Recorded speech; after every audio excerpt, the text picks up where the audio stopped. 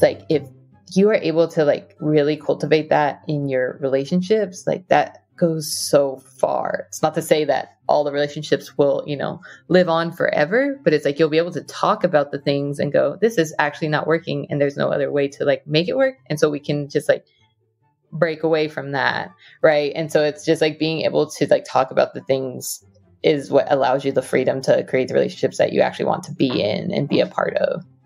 Welcome to Normalizing Non-Monogamy, the podcast where we interview incredible people from across the entire spectrum of non-monogamy to hear their fascinating stories. We strive to bring guests on the show who have a healthy approach to non-monogamy. However, it's important to remember that everyone does it a little bit differently, and the views and opinions expressed by our guests do not necessarily reflect our own. Additionally, we produce this show for entertainment purposes only. Please be aware that we aren't doctors or therapists. Consult a medical professional for anything regarding your health that you might learn about on the show. Enjoy!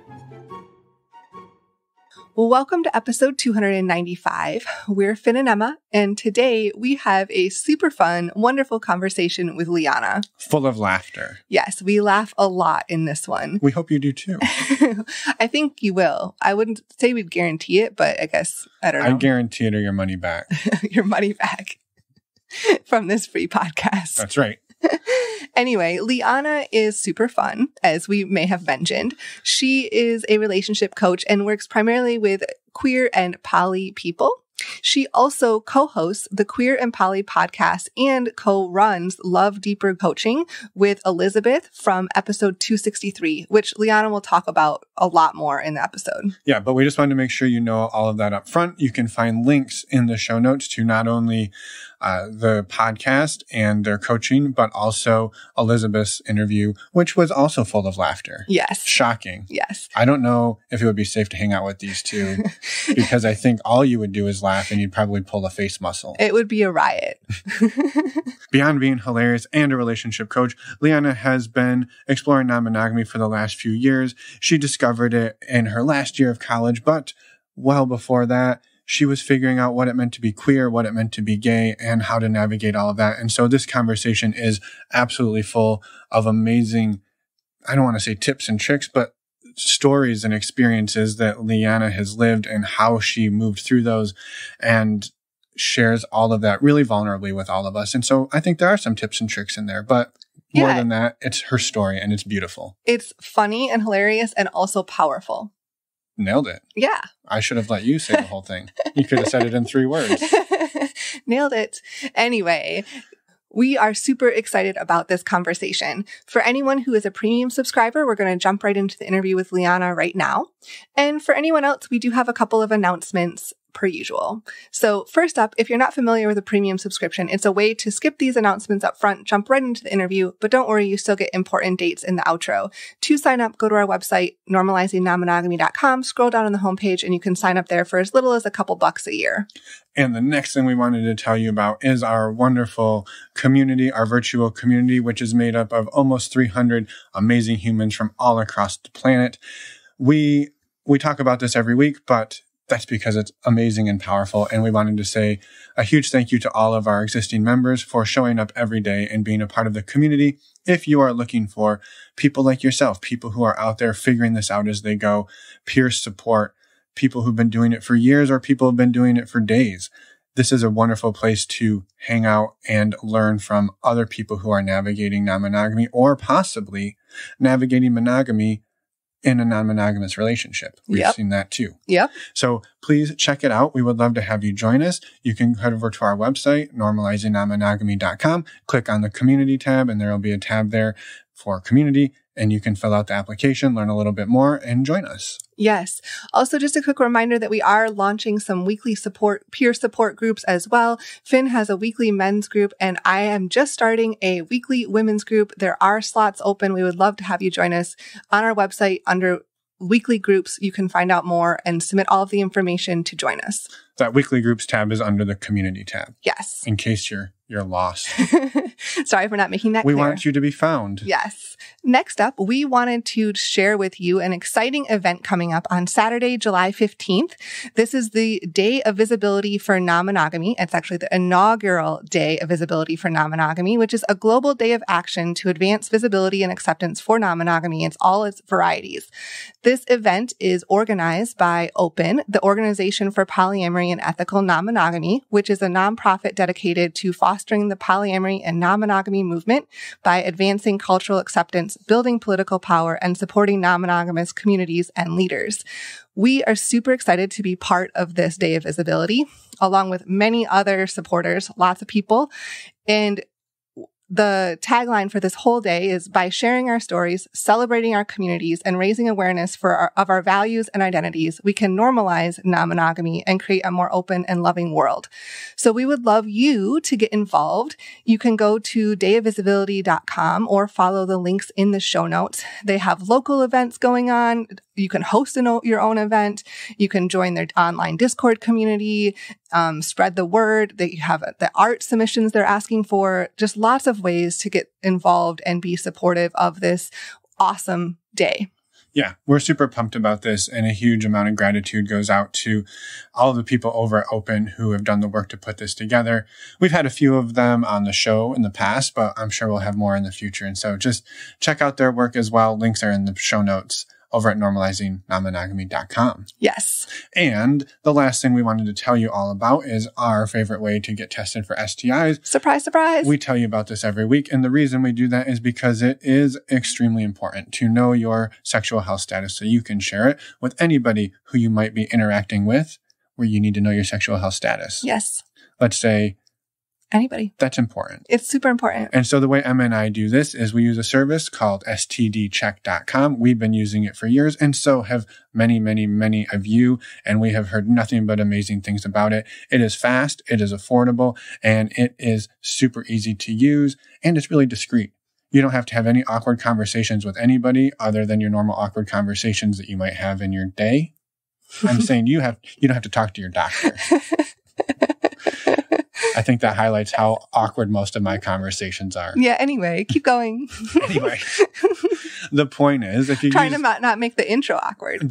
Well, good luck with that. The point is, if you use the links in the podcast show notes over at normalizingnonmonogamy.com or on our resources page, you save $10, which brings the cost of a 10-panel test down to $129, and you help support the show financially, which is how we're able to continue to bring you this amazing content. Yes. So we're very, very grateful, and we would love for you to check that out, get tested, know your status, and share it with all of the people who are important in your life. And with that, maybe not all of the people who are important in your life. Maybe the people who it's important for them to know this information. There's some people you probably don't want to share that with, just to, But you could. You always can. You always can. And you can tell them to use the links in the show notes to save themselves some money too. Yes. All right. The last thing. Yes. A quick reminder to reach out to us. Send us a voicemail. Send us an email. We would love to hear from you. And you can do this on the Contact Us page on our website. And with that, we're going to jump in and laugh our way through this interview with Liana. Let's go. Good morning, Liana. We are excited. Well, actually, we didn't even verify. Is it Liana? Are we pronouncing that? Yep. Okay, well, that just think it. Liana Banana, and all right. It works. And now I will think of nothing else for the next 1 hour. I appreciate it. I was like, exactly. That's how people always remembered in like elementary school and middle school. So people from that era of my life were like, Liana Banana. All right. Well, we're leaving this in. So good morning, Liana Banana. We are glad you're here today. We're excited to talk, and just welcome. Thank you. Yeah. No, I'm really excited to be here. So I appreciate you all welcoming me in. Absolutely. Do you mind just getting us going by introducing yourself, telling us a little bit about who you are, and then we're going to dive into all your relationship goss. Love that. Well, that's excellent because I love doing that. I am a relationship coach, so this is my jam. But yeah, so my name's Liana Griebsch, and I've been coaching mostly in the space of like queer relationships and also now polyamorous relationships. I identify as queer and poly myself, so this is my experience. And yeah, I've been a relationship nerd for probably like 9 or 10 years at this point, just because I was absolutely terrible at relationships.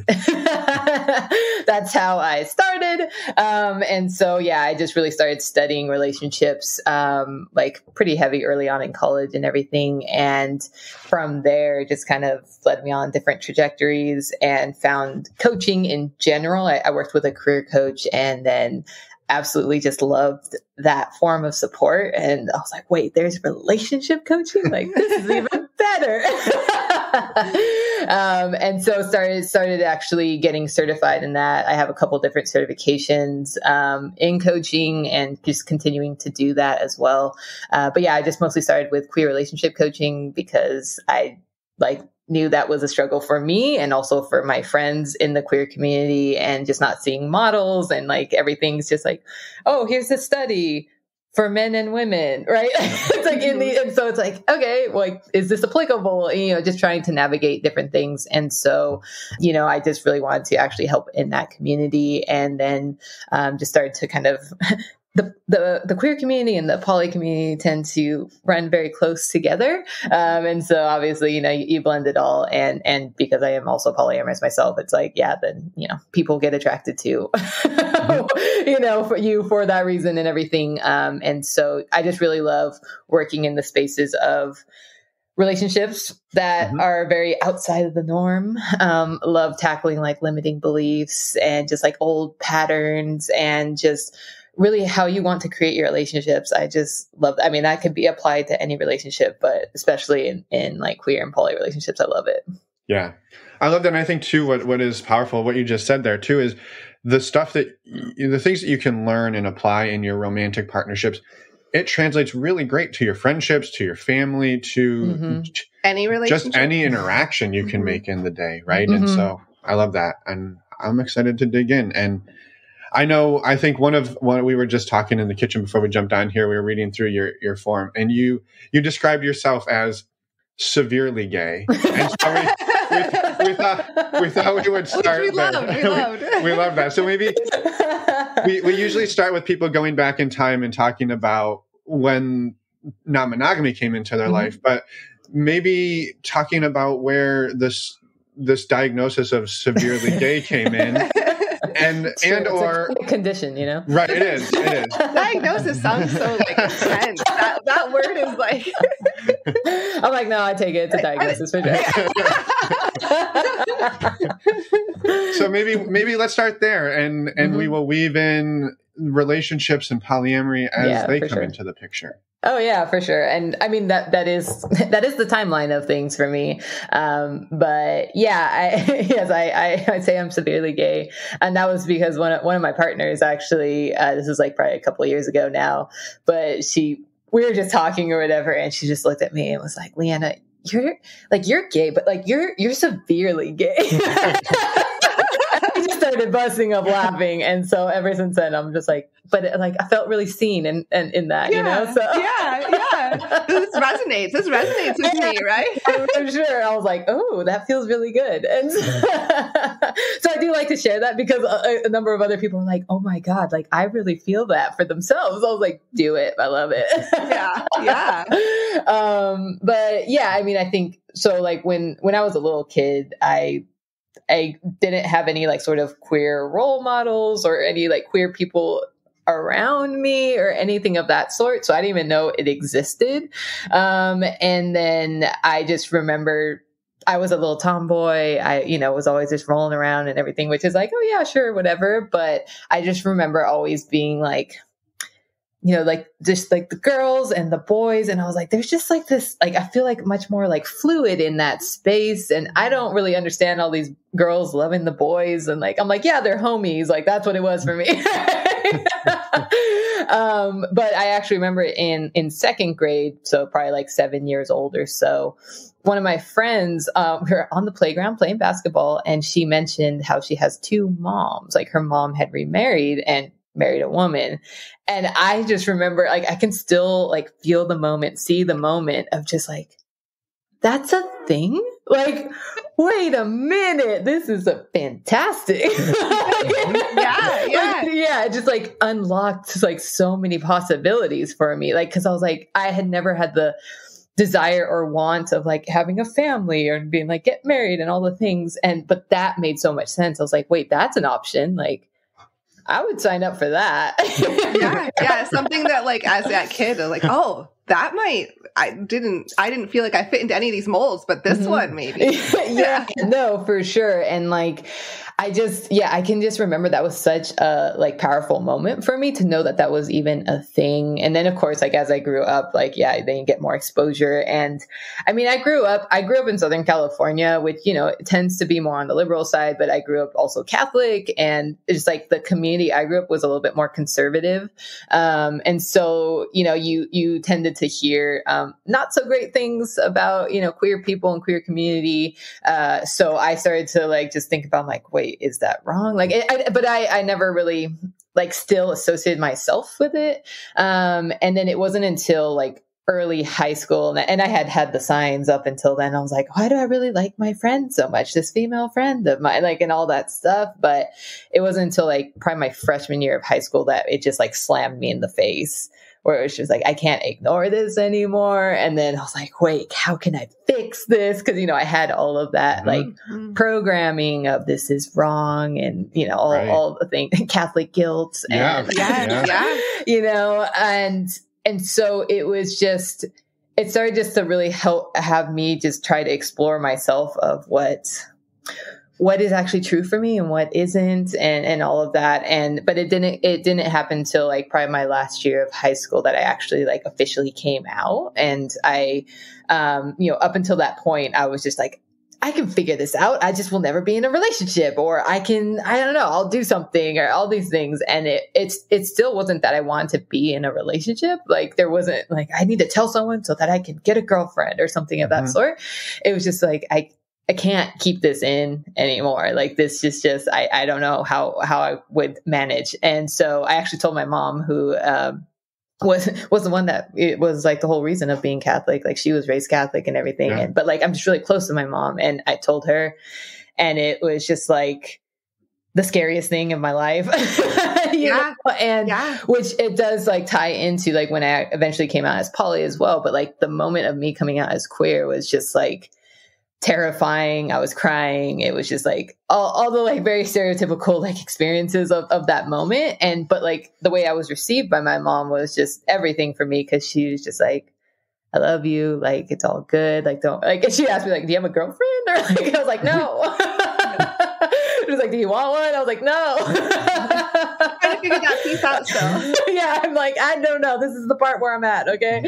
So, but like that just opened it all up for me. And like from that point moving forward, then I went to college. And so that's when the college experience, you know, opens up all the opportunities. And like, that's when I actually engaged in my first like relationship, and like romantic relationship. And, you know, and so that just, I've only dated in the queer space. I've never like, dated a guy or anything. So it's like, that's been my whole experience, in dating. And yeah, I've just kept getting more severely gay from that point.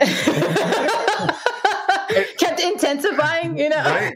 Yeah. Learning more, growing more. I want to say, I was thinking as you were talking, I'm like, I love that you reclaimed severely gay, because you know there are many, at least one file somewhere in a Catholic school where it is written, this kid is severely gay and we have to do something about it. And you're like, yeah, fuck that. We're going to reclaim that. It's not a negative, right? Yep. No, that's exactly. I do feel that very much so. And, yeah, I think it's because I do really, you know, it gets tricky with, you know, identities and labels and stuff. Like it gives you language, of course, which is really important, but it's also hard because then you'll latch onto it and then, you know, start to play the role and what you should do and all of those things. But it's just like that always just, it feels so part of me. And I always like, you know, look at my relationship to the label of queer or severely gay, all the things, right? But it's just like that. It does, like, it just feels, there's so much like fluidity in that for me. And like, that's what feels like part of me, right? It just allows like the expression of that. And, you know, I think that's what really I needed. Like, that's what the internal struggle in myself was like, I wasn't allowing that expression, whether I was going to be in a relationship or not. Right. But it's like, I just needed that expression to open up so I could actually be open to more exploration around myself outside of relationships, inside of relationships and everything. So, I just always think it's always very fascinating with labels and Well, I love that. And I think there's a part in there that is interesting, and I'd love to pick at it with you, which is when you said if the label, sometimes then you almost go down that path and it almost boxes you in at times. And it sounds like you said challenging limiting beliefs is a thing that you really thrive on. And it sounds like your first one that you challenged was at 7 when you learned that somebody had 2 moms. And like, that was like, holy shit, that belief system just got blown away, that it has to be man and woman. But then you've come around, 10 or 12 years later, and it's okay. Now I've determined, or I've realized I'm gay. Not letting that be a limiting belief in some ways. And I'm just curious about that, because I could see where you now fit in this box, but you don't know how to fit in that box because you've never been in that box. You don't know. And so I'm just curious kind of that experience for you, like figuring out how to play in that sandbox. Oh yeah, for sure. I mean, I think I played right into it when I first came out. I was like, all right, what do you do as a queer? And I like, we always joke around how like, it's like the phases, right? It's like everyone has to hit their rainbow phase, right? Where you're just firing rainbow flags everywhere. And so, but I do remember just being like, okay, what do I know about queer culture? I don't know anything. And so like really starting to explore that. And like, I recognize too for myself, of like, oh, I fell into like the stereotypes of like the flannels and Doc Martens and like listening to Tegan and Sarah. Like it was just like, yes, I fall into those stereotypes, but it was also like at that point when I had just come out and everything, I think it was more driven by like, what am I supposed to do? Right. Yeah. Like, cause it's like, especially as a teenager still, you're just like, I don't know what I'm doing in my life. And so maybe if I just follow the prescription of being gay, then I'll figure it out. Right. And, well, especially in that area or that time of being, especially at that time being a teenager, like in that time of your life, you're always trying on new things. You're always trying to figure it out. You're like guessing this, guessing that. And so like, if someone's giving you like the prescription of like, well, this is what it means,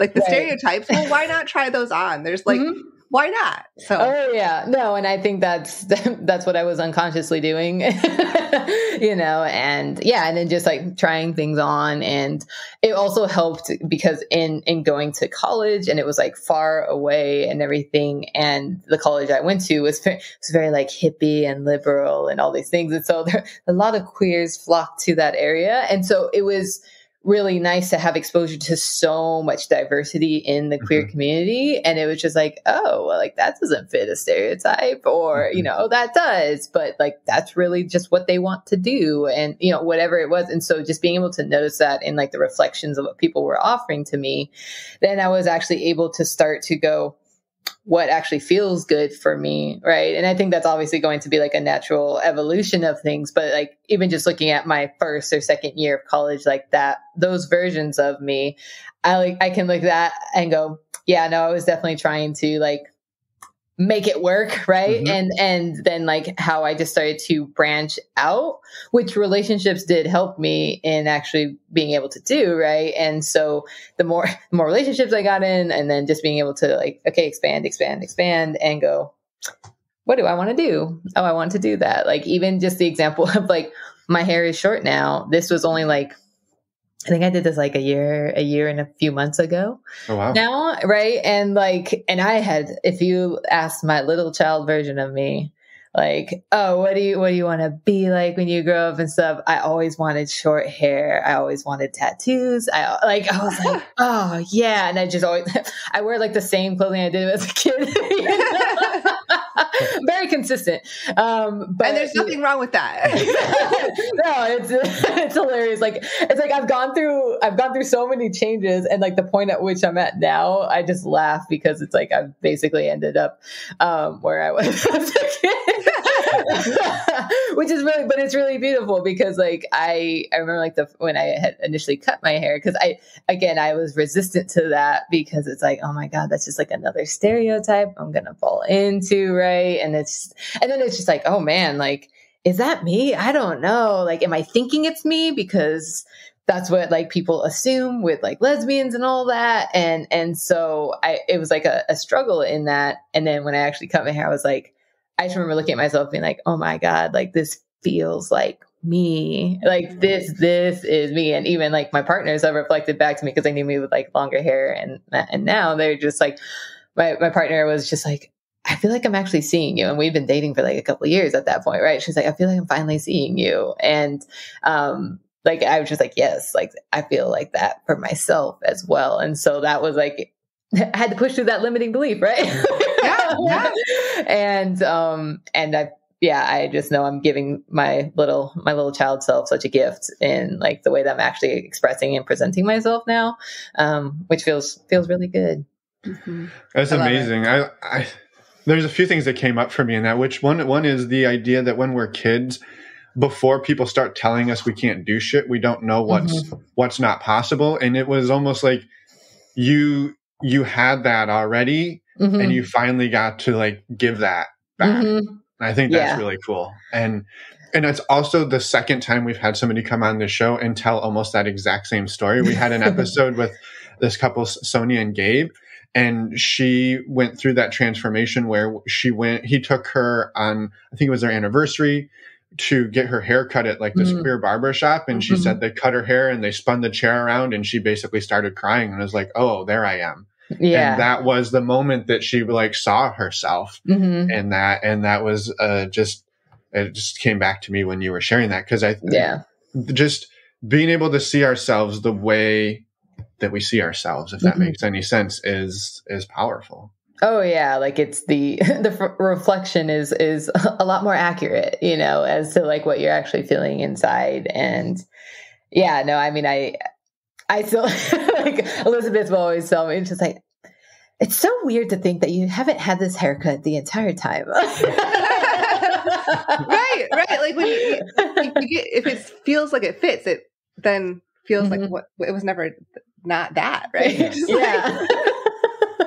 Oh yeah, and I mean, I have those moments too where I just look at myself like, what took me so long in that? Yeah. Well, I think too, there's a part of that transformation that you touched on, which I think is very natural, which is you learn something new about yourself. And I think this could even be, let's say you pick up a new hobby and you show up at the first meeting of your model airplane club, and you're going to do everything by the books until you start to like feel a little more safe there. And then you start to like poke the edges of it and say like, well, where can I really have my impact here? And it sounds like that was very much sort of your experience here. It was like, okay, I'm going to go be the stereotypical queer person that I see everybody else. And then others joined in the party, and you're like, the stereotypes there is no stereotype now. Yeah.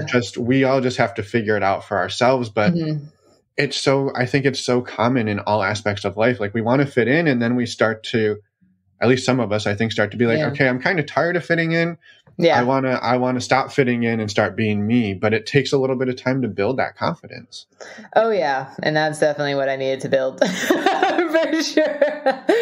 Yeah. How did you build some of that? Do you have any sort of memory of what happened for you that allowed you to build that confidence those couple of years? You said relationships played into it. No, for sure. I mean, I think that's what it was kind of, because like in being in a external relationship with someone where I don't think I really was hetero passing ever, but you know, at least it brought some question for people like, maybe, right? But you know, it still was like, oh, I could play it if I needed to, right? Especially when I had like my longer hair and was like dressing a little bit more in the femme type. But like being in an external relationship with like my first girlfriend and stuff, it's like, oh, it's out there, right? You know, and in that new experience of like, okay, I am out myself, and then now we're out together, and just recognizing, the different experiences that we had of people like maybe saying things to us or just weird energy, weird vibes wherever you go and everything. And that just kind of reinforced for me, like, no, this is me. Like I'm not like having the thing said to me or whatever it was. It was like, yeah, that's hurtful. And also like, it's still not putting me down. Like, it's just like, it helped me to like really build my core trust in myself in that. And like, part of that was the confidence of like, no, like you say that thing to me, you say it's wrong. And I say, no, it's actually not, because this is very true to me. And then it's like, okay, I can be a little bit more confident in this. Right. So it's like, I think really being able to hit those challenges, especially as like a couple and everything. And also in that, like my first relationship, she wasn't out like to all of her family. And so like that also brought up like insecurities inside of me kind of bubble up too. Cause it's like, oh, are you ashamed of me? Or, like why can't you come out now? And like all those kinds of things, which, I know it's a tough situation all around. And, but I think even just that first dynamic, because of that factor in the relationship, also helped me to be more confident in myself of like, I want to tell everyone, like, at least in my family, friendships, all that kind of stuff. Like, I'm not going to be like, no, I'm not gay, like, or whatever, try to play it off. And so it's like having that also was just like, I'm confident in this. I'm going to tell people and go from there. Yeah. Yeah. I love that. Yeah. I love that too. I'm curious too, along the way, like we could keep talking about this topic for hours. I know. I don't mean to like clear your schedule today. Right. I don't mean just it's my day off. So I don't want to abruptly transition, but I would like to, I'm curious how and when like different relationship styles played into this whole journey for you. Yeah, for sure. And, yeah, I mean, I think part of like one of the things I just love about the queer community is that like when you meet your friends in that space, it's like everyone's just like so there for each other, right? Because it's like you're part of a marginalized community, right? And then there's marginalization within that marginalized community, and so it's like there's all kinds of things playing out, and so all of us know like what it feels like to be outcasted and to not feel like you have a place and everything, and so I always appreciated that of just like how my friends and I were just always there for each other. And like, I do remember my first like romantic partnership of just, I'm noticing for myself, I'm like, I want other relationships.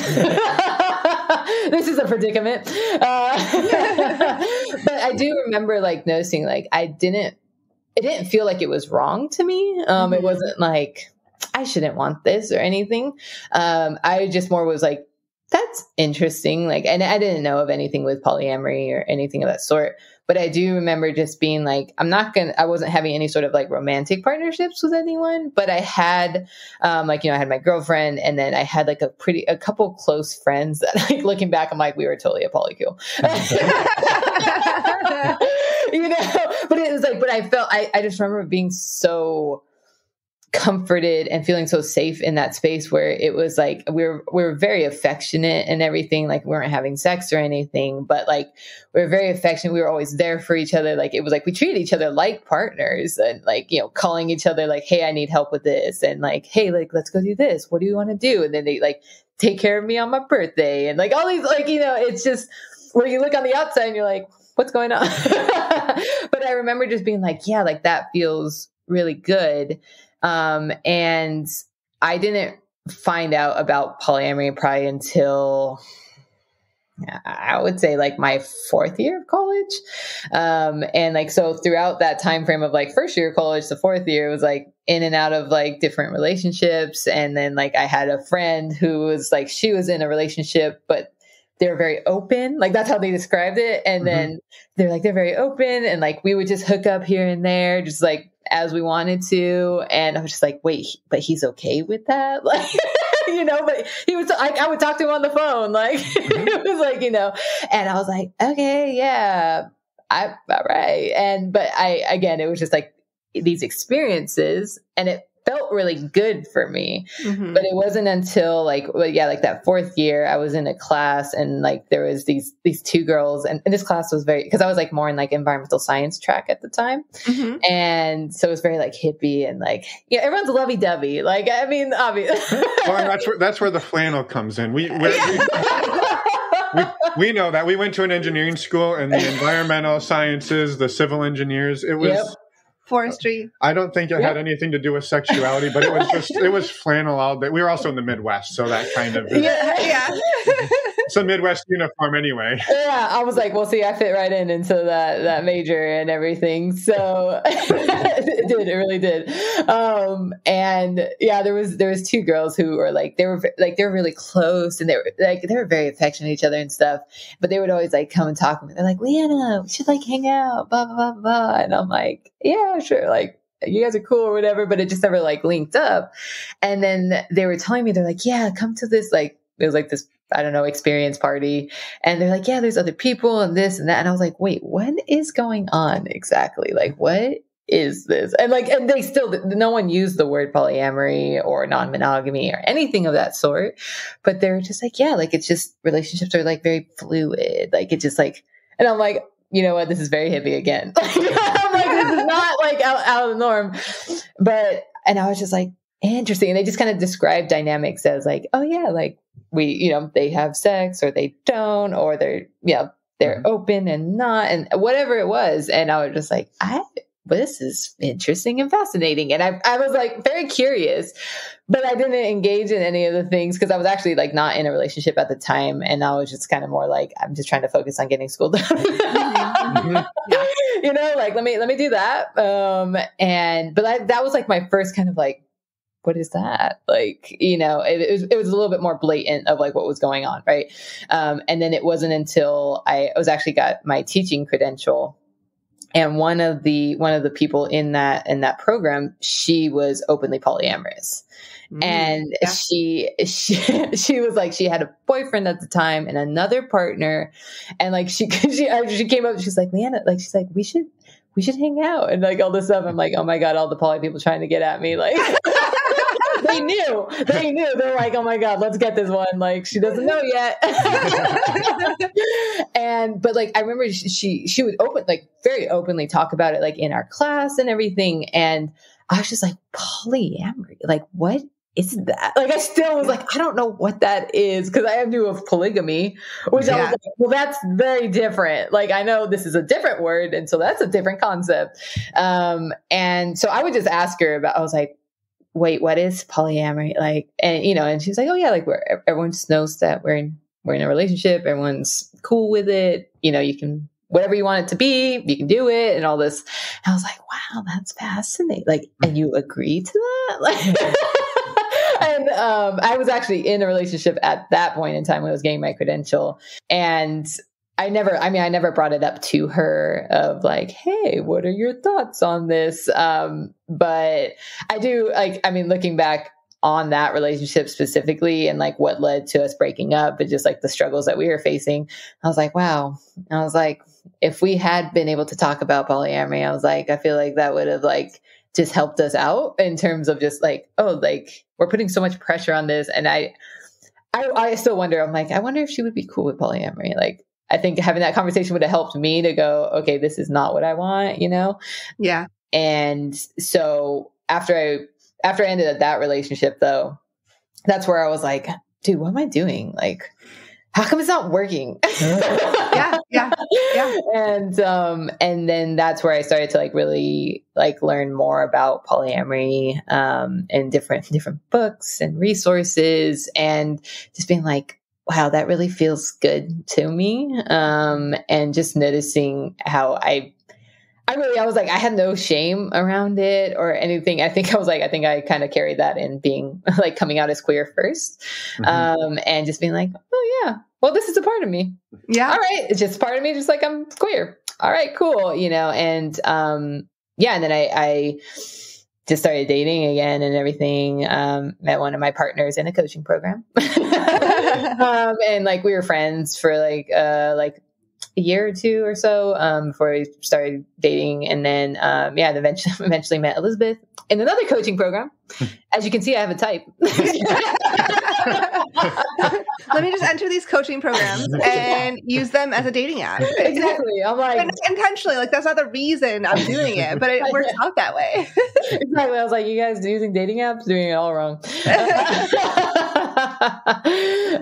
And so like it's just been from there, just moving forward on it. Yeah. Mm-hmm. So was your first? It sounds like maybe the first time you really, I don't want to say that you actually did the non-monogamy, it seems like it was somewhat recent, but it was sort of entered into your, it entered into your sandbox a few years back, and then it took a little bit of time to really, to find your footing. Mm-hmm. Yeah. I mean, I think it probably came like more into like my consciousness around, probably like 4 or 5 years ago, like where I've like really felt solidified in it, mm-hmm. right? And not so like nebulous and this concept out here.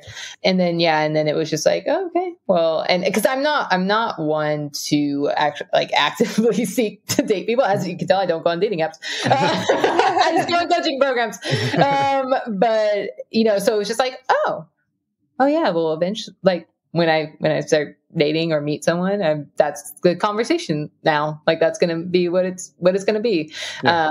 And so, it's just been like, okay, yeah. Then, I met my other partner, Elizabeth, and I was just like, yeah. And it's like, I always feel open to things, but again, it's just like, mm-hmm. It'll happen when it happens, if it happens. So your partners know when you sign up for another coaching program. You maybe have determined you have some capacity to bring somebody else in. Exactly. Tinder's like $10 a month versus this huge investment that you're about to make, but it's working.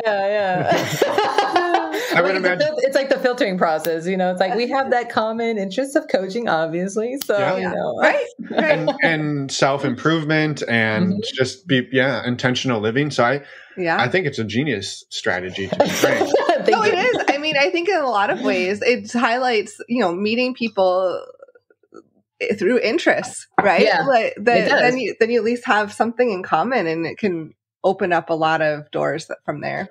Oh yeah. I mean, I think that's also like, it's one of the common questions in polyamory of like, how do I meet other polyamorous people? Right. And, depending on wherever you live and all the obstacles and everything, it's like, what do you like? Yeah. Go do that thing that you like. Yeah. Talk about things as you're doing the thing that you like.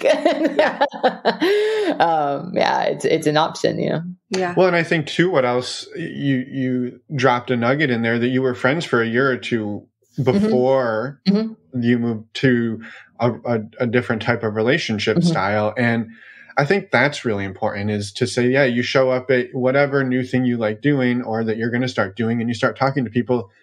You don't want it to be like the first word out of your mouth is like, I'm polyamorous and I'm looking for some partners. Like, okay, like we'll get there. Like, let's establish a friendship. Let's establish some rapport. Let's, mm-hmm. There's more than just jumping into that. And it sounds like that sort of worked well for you. Mm-hmm. Yeah, no, for sure. And it was actually funny in that specific situation, because like we met in the coaching program and everything, and we just started talking, and like we just always kept talking on the phone because she was in a different state at the time and everything, and just like kept connecting. And then we started talking about relationship stuff because she also loves talking about relationship things. And I was like, like polyamory. And she's like, oh my God, I've always been like thinking about that. And like, so then we just started talking about it, and it still wasn't like, oh yeah, this is where it's going. But it was just like, that's how natural it was. It just like, oh yeah, this is just part of the conversation. And then of course, like, then things transpired into like, oh, what do we want to create here? Right. Which I absolutely loved. I was like, I love that like organic flow to things. So right. I know it takes time and patience, and, it's a little bit, it can seem a little bit more challenging, but I just absolutely adore that like form of like really getting to connect with someone. Yeah. Yeah. The slow build and the process behind it. Mm-hmm. I'm curious though. So the idea of, you're both talking about it, you're interested in it, you've seen or heard of models. when you actually started doing it, how did it go? Because it's one thing to see other people and hear other people, and it's definitely one thing to read a book, but when you have to take the book knowledge and apply it in real life. Yeah. How did that go, Liana? Always super smooth, right? Always really easy and exactly how the book lays it out. It's exactly how it does. I mean, I think for me, I was not anticipating like the internal challenges to the extent that they like showed up. I will say though too, like I was very grateful that like for us, like we had already like been really open in our communication. Like we were very direct with each other about things. So like that helped. But it was just being like, I remember, she's very just fluid and like travels around a lot and everything. So it's like, she makes connections everywhere. And there was a point, cause she was living with me, when I was actually settled out in Colorado. And, there was a point at which she was like seeing this guy, like she like went out and was like, oh yeah, I'm really interested in this guy or whatever. And like they went out and everything. And I just was like, I was like, this isn't jealousy, but it's also not jealous. But like it was just like an interesting sensation that I hadn't experienced. Right. And like just noticing that for myself was like, oh, there's stuff here to look at for myself.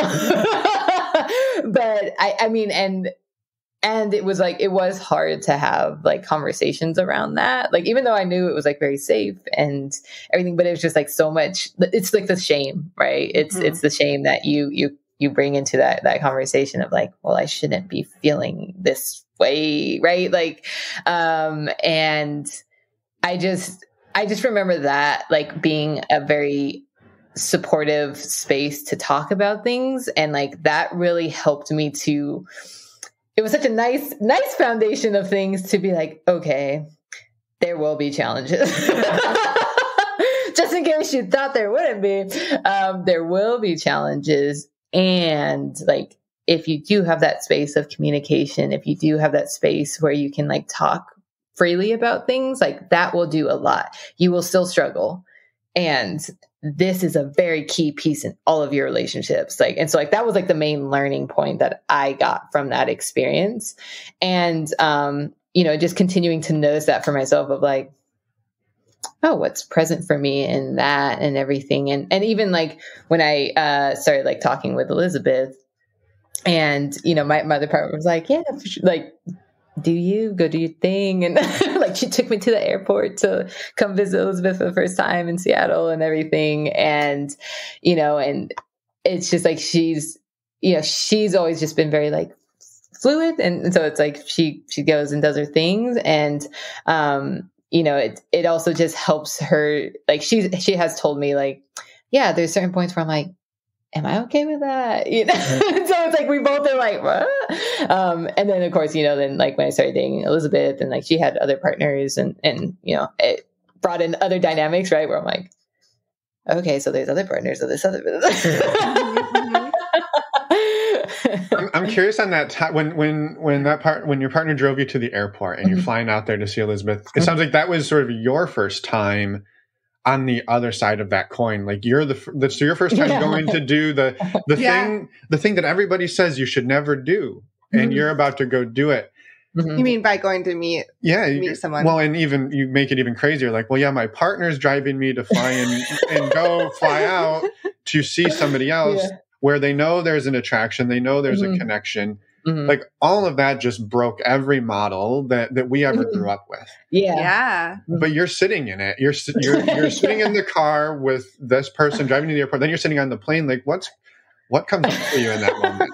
Yeah, no, I mean, I think, definitely like when we were driving to the airport and everything, like in my mind, I was like, is this happening right now? I'm just like, this is interesting. And we talked about like, oh, is everything good? And she's like, yeah, no, it's just like, we called it the vibe check weekend. And so she was like, yeah, you gotta check the vibe.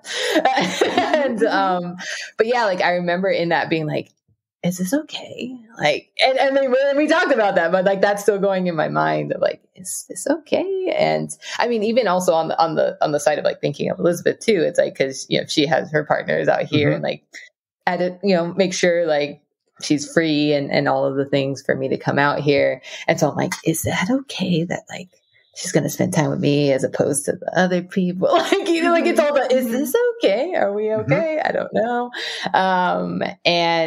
And so it was like, there was there was nervousness, there was like anxiety in that, but there was also just like excitement in the sense of like, this feels so good. On the flip side of all these worries, like this also feels really good.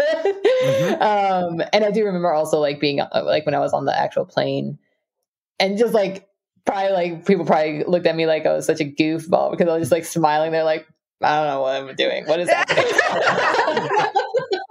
I'm just sitting here smiling for no reason, and this is like don't mind me. I'm like, duh. And I mean, I think too, like, because when I officially landed and like Elizabeth came to pick me up from the airport and everything, right? And I just remember being like, wait, like, is this, I don't know what's going on. Like, and like, we were actually just talking about this the other day where she was like, I was just like, okay, we're just going to, see how it feels to be, around each other in person and not just like how we always had calls and stuff. And, so I was like, either way, I think we would just be solid friends. Like, regardless, this is going to be a winning weekend time, right? Like, I was all about that, but I was just very like, I don't know what's going on. Like, maybe I've made this all up in my mind. You're looking for the hidden cameras. Like, what? Yeah. Like, I was just like, Elizabeth wants to be friends and that's cool. Like, we're going to hang out. Like, it's good to go. Like, that was all like what was going through my mind. And then like, Elizabeth said this like the other week. She was like, oh no, I had zero doubt that this was going to be a romantic and sexual relationship. I was like, well, you could have told me. But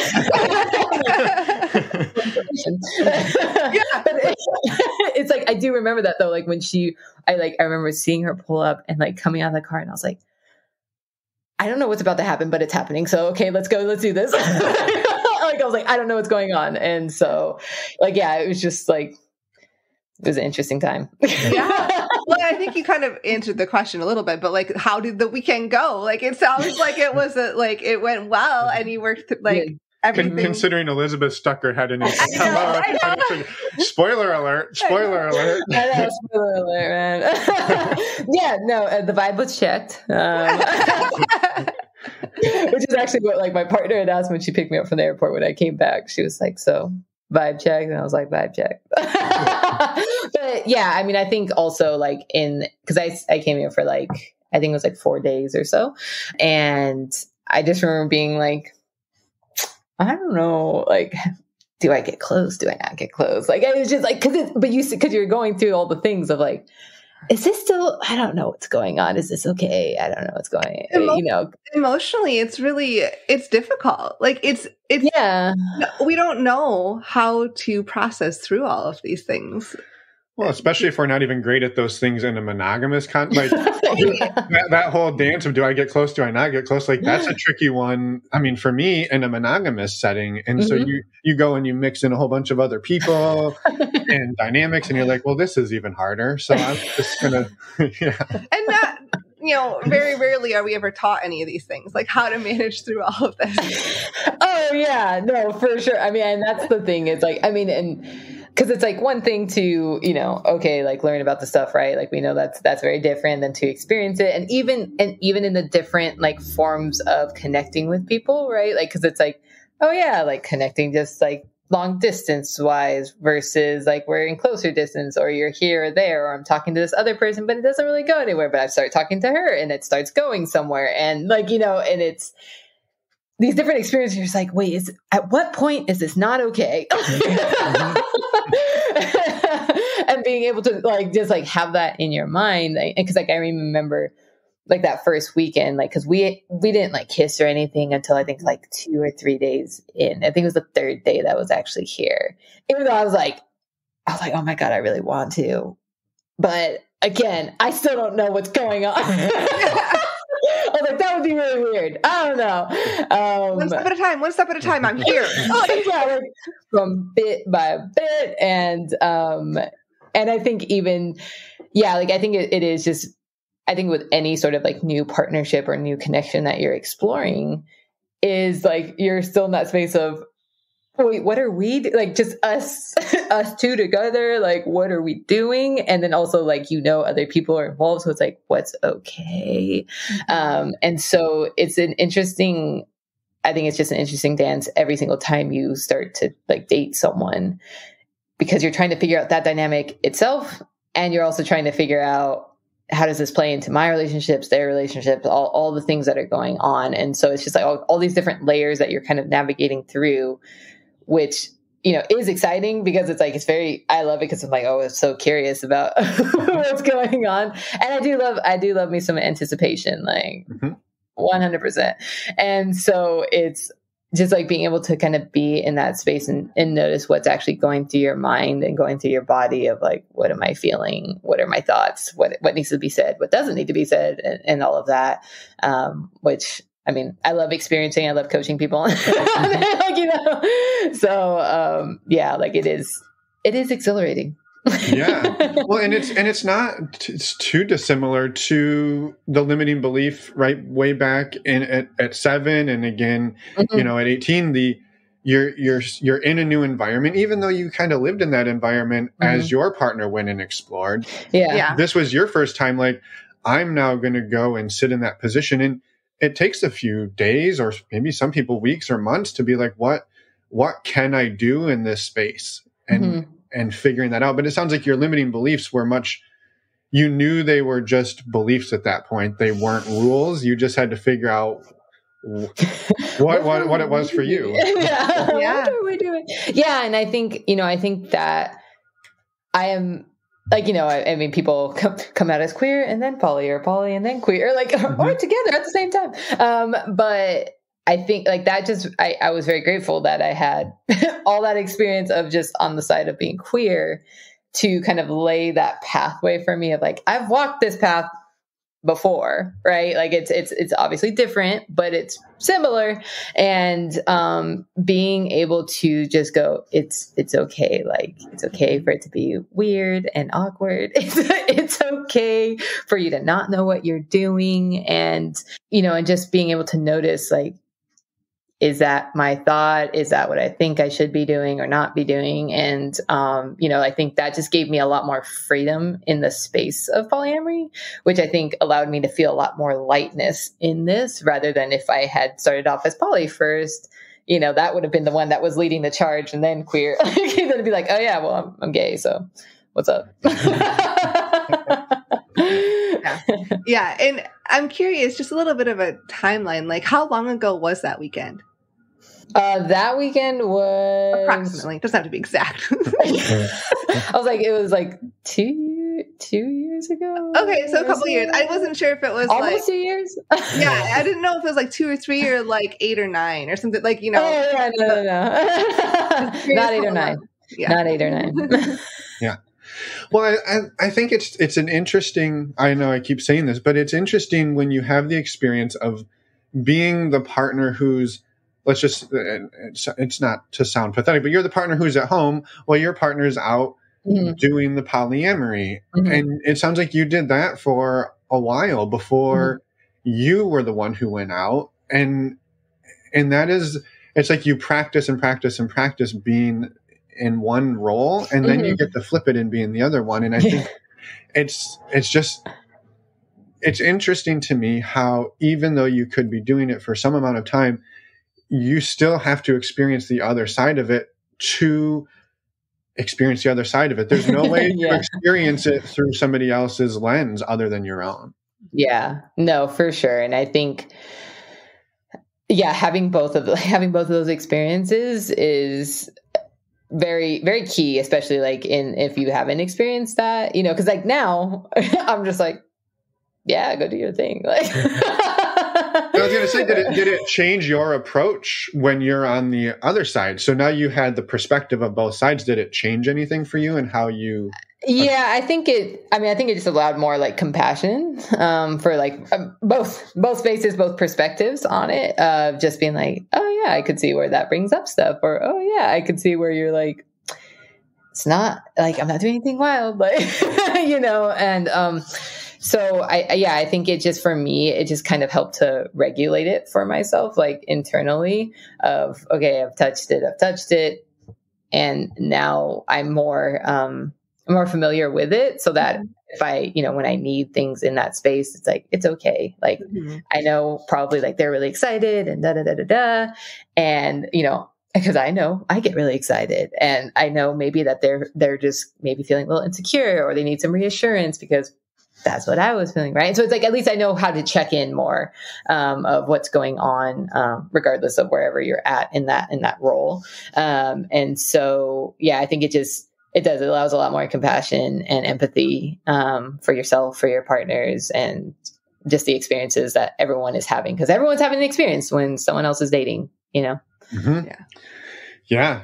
And I think that's interesting, because you say that everybody has an experience when someone else is dating. And I think when you're dating maybe monogamously, those experiences are often what your friends, your family, they have an experience around the person you're dating. But in this world, you're dating somebody and you're all having a sort of a heightened experience around that dynamic. And it is different.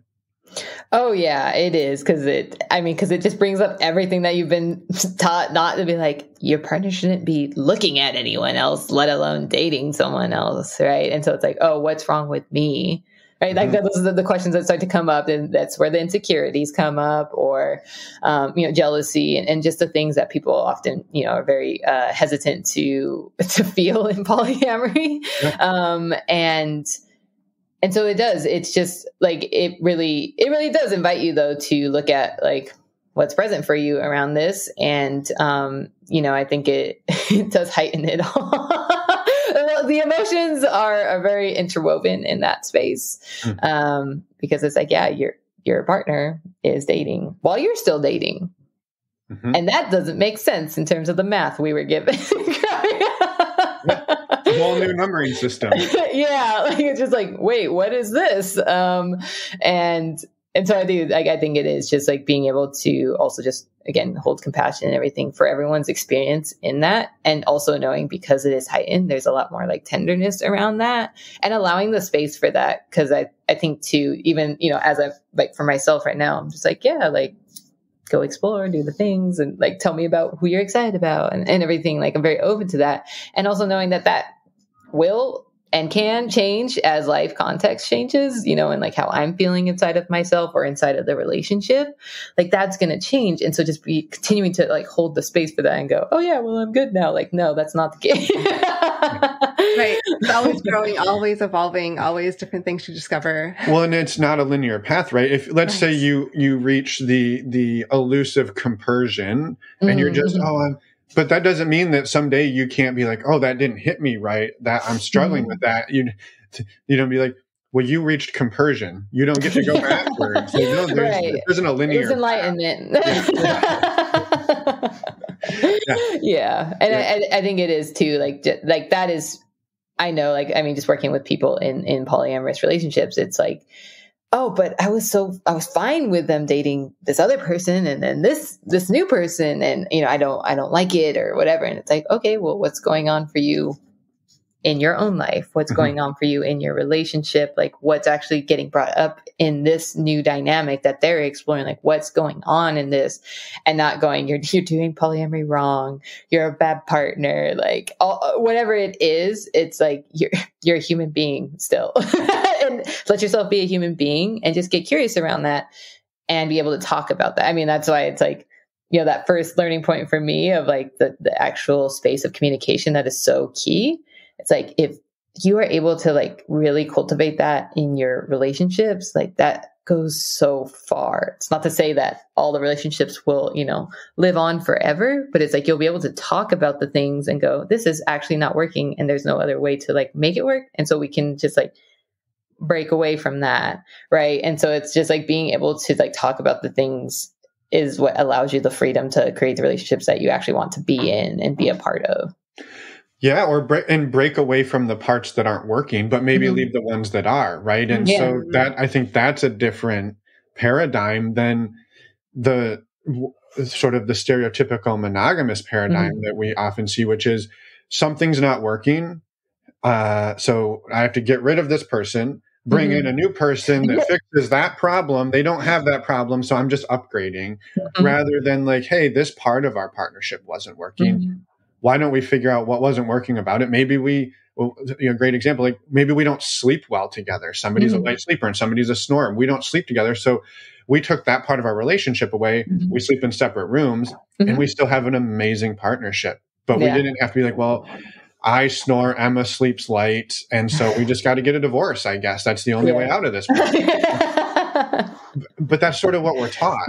You're upgrading. And I tie in that into I think, again, it's just breaking those paradigms of when you meet somebody new and you're like, oh, this person's amazing, but it's not because this other person was flawed. And I think looking at that from an internal state of, oh, Emma's dating somebody new. It's not because she wants to replace me. She just maybe found something really new and exciting about somebody else. And it has nothing to do with me. I almost don't matter. And that's also can mess with your mind. You're like, it's completely independent of me. I don't have to be bad for her to find something new. That's also good.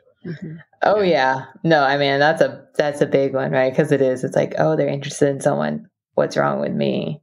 Right? Like, what had them go try and seek out someone, or, what can I not give? Right? Because it's like, I mean, it goes all the way back to like the mononormative way of thinking of like, I must give my partner everything. And it's like, no, number one, even in monogamous, no. And also like, just being able to really make it your own and like, what do you enjoy about this relationship? What's not working as well? What do we need to change, adjust? Because we have that ability if we're both willing, obviously, right? But it's like we have that ability to do that, and to do that with other people, and like however we want to create from there. Yeah. I'm curious, Liana, what does your relationship constellation look like today? So I have my two partners. And I mean, Elizabeth has a couple partners. And I always tease her about her list of suitors.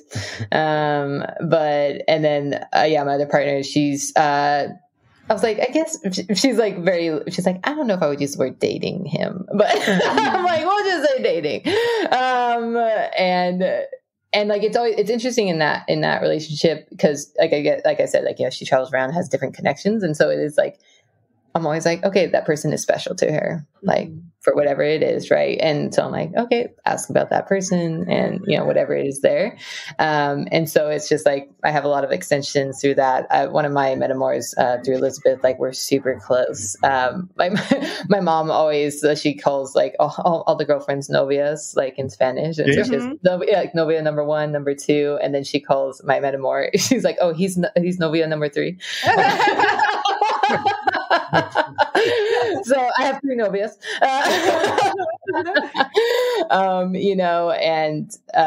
so like, it's just like we have, and he just started dating someone, recently. And so we went and hung out with them for the first time, and so it's a nice little poly constellation we got going on. Yeah. And I love that it sounds like, well, your mom was accepting when you came out as queer. And then it sounds like accepting too of poly. I mean, the fact that she calls different novia is like, that's wonderful, right? So.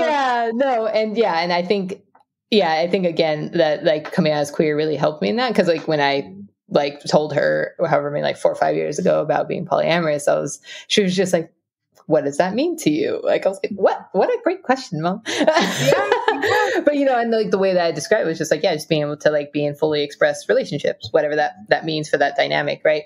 And she was just like, all right, interesting. All right. Like, but she, and she's great. Like she's always been just phenomenal to all of my partners. And so I'm always very grateful, and she always, ensures that she has like some sort of relationship established with them.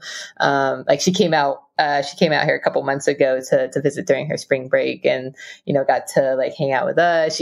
She hung out with novia number 3. He took us to lunch. It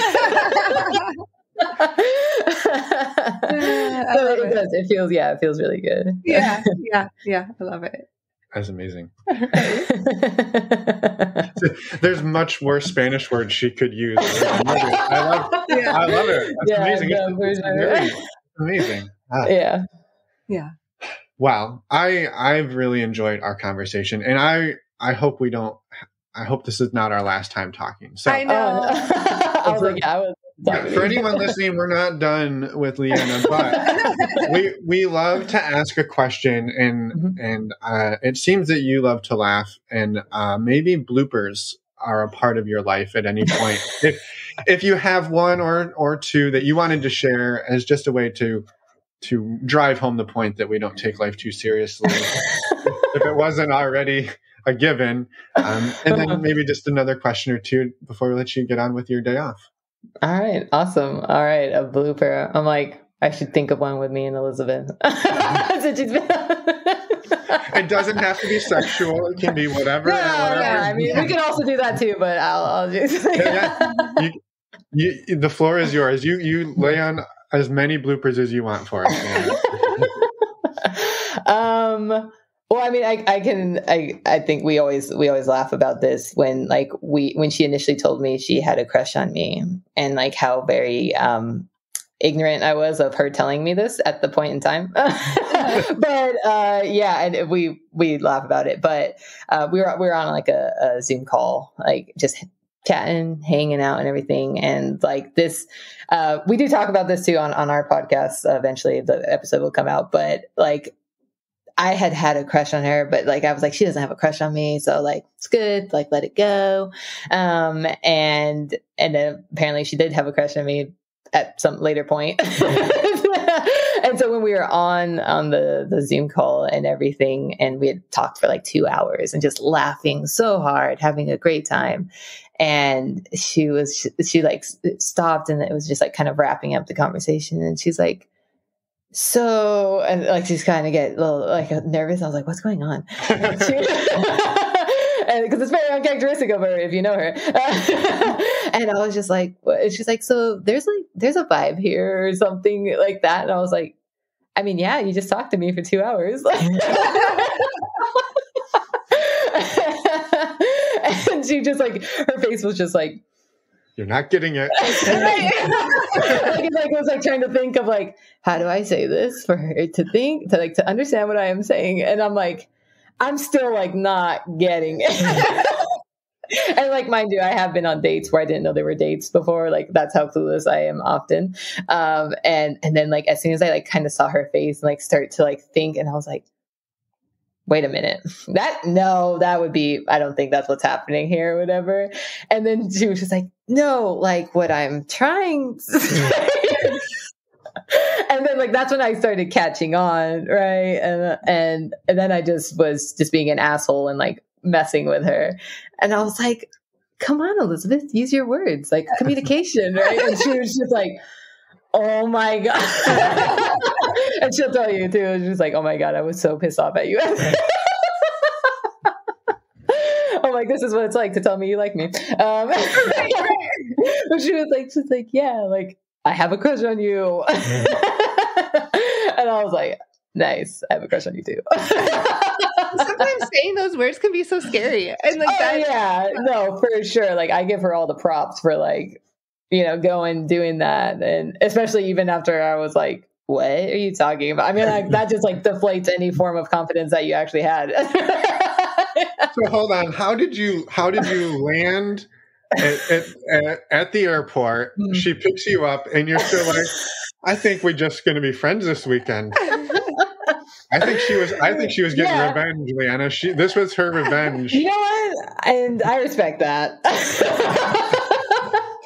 Yeah, no, like I definitely am like, because every like when we started to, like when that from that conversation onward, like we were talking every single day, right? Mm-hmm. And so it's like, yeah, for sure she's interested in me, but it's always like I never let the hopes get up, like especially because she didn't initially have a crush on me, right? And so I knew that, like I can sense that, right?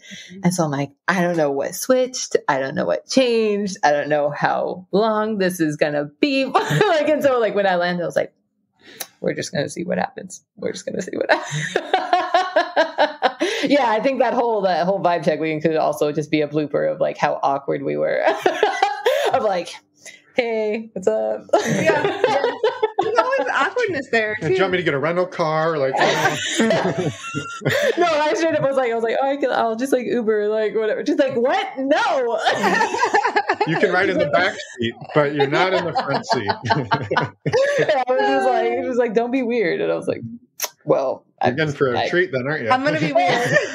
Yeah. I'm like, well, this whole weekend's going to be weird. Oh, boy. Amazing. I love it. Is there anything else that you would want to get out there before? Did you have one more question before I? No, I think it's that question. But before you answer that, do you mind sharing a little bit about where people can find you? Yes. How they can find your work. And of course, links are going to be in our show notes for all of that. I know you told us a little bit about it, but maybe give us a little more. And then we're going to ask you one more question that Emma already let out of the bag. And then we'll let you go. What are you talking about? I didn't hear anything. Right. Remember, she doesn't pick up on anything. Right. Exactly. Like, what? You like me? This is a podcast? What are we doing? What am I even doing here today?